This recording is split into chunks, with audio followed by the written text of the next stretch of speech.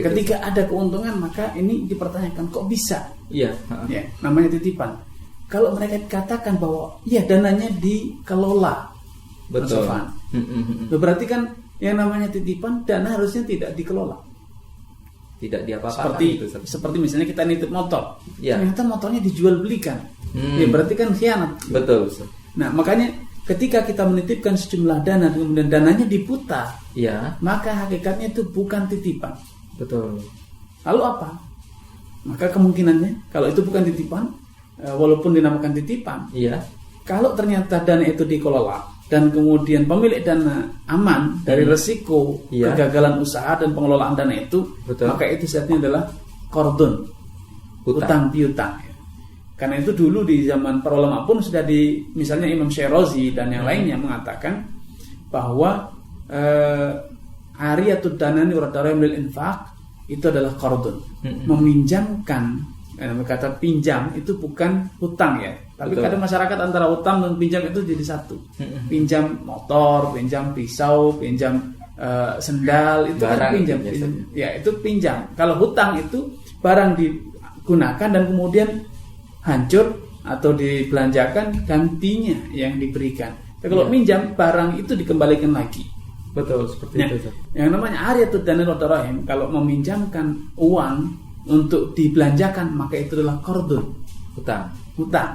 Tetapi kalau meminjamkan untuk digunakan menghiasi, atau zaman dulu dengan dinar itu bukan untuk menimbang. Kalau sekarang cuma sekedar untuk cadangan saja, tidak dibelanjakan, atau untuk misalnya minjam untuk misalnya dibandingkan, untuk bandingkan ini asli atau tidak asli seperti itu pinjam, tapi akan dikembalikan lagi. Tapi praktek yang terjadi, dana kita yang kita letakkan di bank itu akan diputar. Yang nanti dikembalikan gantinya bukan uang kita, tapi gantinya. Nah makanya saatnya adalah utang piutang yang terjadi. Nah makanya kalau kita memiliki dana di perbankan, kemudian ada pertambahan nilai, makanya ulama MUI sendiri saja mengatakan bahwa pertambahan nilai yang terjadi di rekening perbankan konvensional itu riba. Kenapa? Karena hakikatnya utang piutang bukan titipan. Ya, bukan titipan, tapi utang piutang yang berbunga. Makanya mereka mengharamkan, ulama MUI itu, MUI kita mengharamkan adanya bunga yang di perbankan konvensional. Nah, apa solusinya? Solusinya adalah kalau yang ingin investasi mendapatkan keuntungan, ya gunakan akad-akad investasi. Apa akad investasi? Musyarakah. Kita store modal. Betul. Store modal untuk membiayai satu proyek atau pengadaan suatu barang. Betul. Kemudian ada keuntungan, maka itu namanya investasi. Tetapi yang namanya investasi harus ada resiko, siap menanggung resiko. Pemodal, kalau ternyata investasinya gagal, ya dananya berkurang. Benar. Apakah itu terjadi di perbankan-perbankan?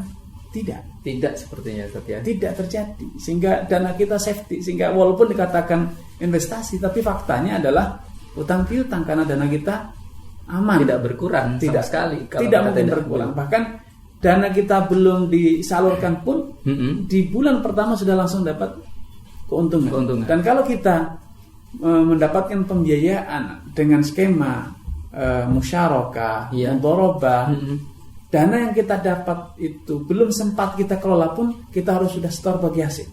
Betul.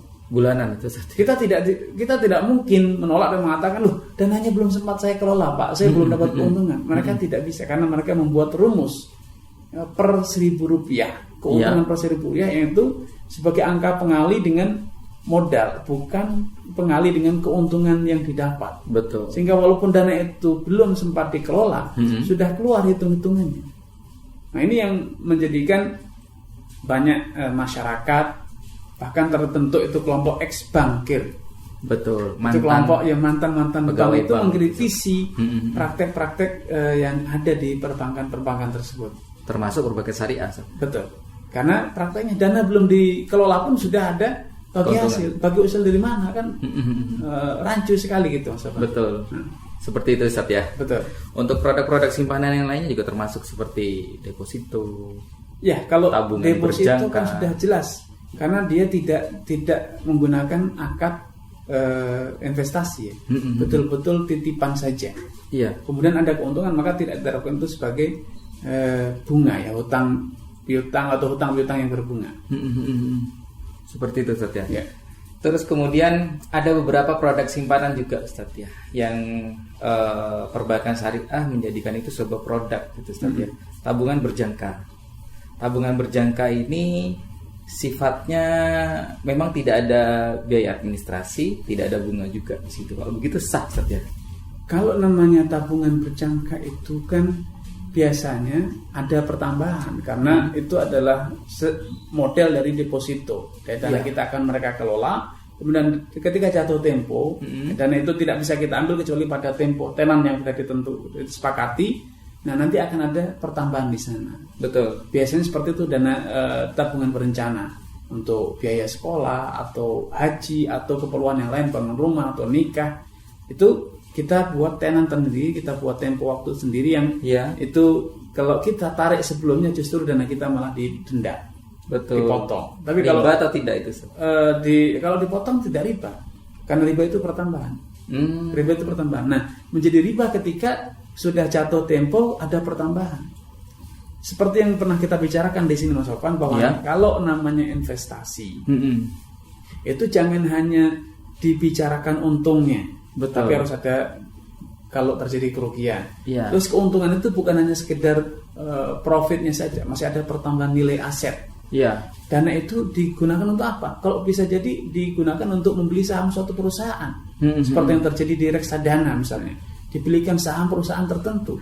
Maka seharusnya yang didapat itu bukan hanya dividen bagi hasilnya saja, tidak. Yang didapat salah satunya adalah capital gain, yaitu apresiasi pasar terhadap saham kita. Nilai valuasi saham nilai kita. Saham kita ketika naik, ketika dijual di bulan-bulan sebelumnya kita dapat dividen, tapi ketika saham kita dijual kita mendapatkan keuntungan dari selisih harga beli dengan harga jual. Capital gain itu kita harusnya dapat dong. Ini tidak pernah ada laporan itu. Padahal mereka katanya dikelolakan untuk dibelikan saham perusahaan, diinvestasikan di suatu unit usaha tertentu. Tapi kita hanya mendapatkan satu sisi keuntungan saja, yaitu dividen. Betul. Bagi hasil. Tetapi capital gain kita dapat. Selisih harga. Dulu saya store situ saham perusahaan itu nilainya berapa. Ketika sekarang saya mau keluar dari perusahaan itu, nilai saham perusahaan berapa, harusnya kan ada laporan. Betul. Ini tidak ada. Sehingga skema investasinya yang terjadi di perbankan konvensional itu masih setengah hati ya. Masih belum total, belum totalitas untuk menjadi sebuah kegiatan usaha yang benar-benar syar'i. Betul. Termasuk ada pertanyaan Ustaz ya. Kalau ini masih berbicara tentang deposito Ustaz. Ketika perbankan itu menjadikan bagi hasil dalam produk deposito itu yang dijadikan acuan adalah BI rate atau suku bunga, gitu kan? Berarti kan si nasabah tersebut kan sudah pasti tahu keuntungan ke depan itu berapa gitu. Tinggal kalikan antara suku bunganya dengan modal yang dia setorkan, uang yang dia setorkan ya. Ini makanya banyak kalangan yang mengatakan ini perbankan syariah, tapi kok masih pakai suku bunga. Betul. Suku bunga itu kan acuan untuk riba, bukan acuan untuk profit. Kalau profit itu keuntungan bisa jadi lebih dari itu, bisa jadi kurang. Betul. Sehingga tidak boleh menggunakan suku bunga sebagai acuan. Ya harusnya keuntungan real. Betul. Berapa keuntungan yang dapat? Kalau tidak ada keuntungan ya sudah tidak ada bagi hasil. Tapi ketika betul-betul ada keuntungan, maka itulah yang akan dibagi sesuai dengan persentase 40%, 60 atau 50-50. Seharusnya bisa jadi mendapatkan keuntungan yang lebih besar atau bahkan lebih kecil sesuai dengan kondisi keuntungan real yang didapat. Betul. Itu yang salah satu menjadi kritikan oleh banyak kalangan, termasuk dari ex-bankir yang mereka sekarang berbalik mengkritisi perbankan-perbankan yang ada. Seperti itu Ustaz ya. Baik, itu tadi sebelumnya tentang produk-produk simpanan di perbankan syariah Ustaz ya. Sekarang kita coba mulai bahas untuk produk pinjamannya Ustaz ya. Produk atau apapun istilahnya, pembiayaan. Itu Ustaz ya. Bagaimana menurut antum Ustaz ketika ada seorang nasabah yang kaitannya dia ingin memiliki sebuah rumah gitu Ustaz ya, atau menggunakan gitu. Atau otomotif juga bisa, menggunakan fasilitas perbankan syariah, kredit kepemilikan rumah dan sebagainya. Itu bagaimana sistemnya Ustaz? Ketika yang berhutang itu, yang membeli itu meninggal dunia, maka dianggap lunas.